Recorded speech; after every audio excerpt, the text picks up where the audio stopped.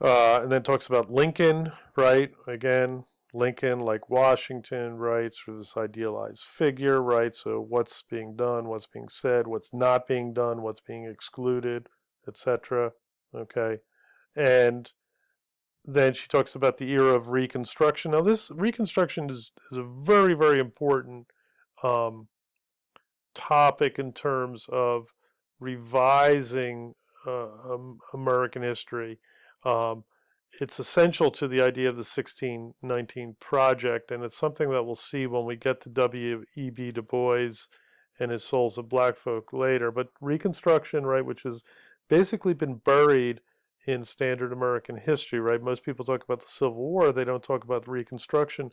Reconstruction is the 12-year period after the Civil War when uh, the U.S. government attempted to reconstruct uh, Southern society, right, and to create a free and just and equitable Southern society, right. So it was really this huge renaissance, right, or rebirth of African American life, right, and for 12 years it was you know, a very successful project, right? But then it's stopped in its tracks, and everything is all the successes are were negated and then buried in history. And Reconstruction is seen later in the 20th century as a failure, even as a crime against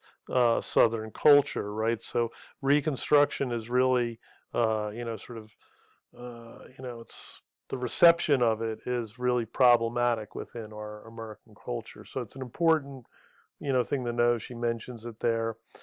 She talks about public education as a success story within Reconstruction, civil rights that were granted during Reconstruction. Okay, so reminds us of this, or maybe tells us for the first time.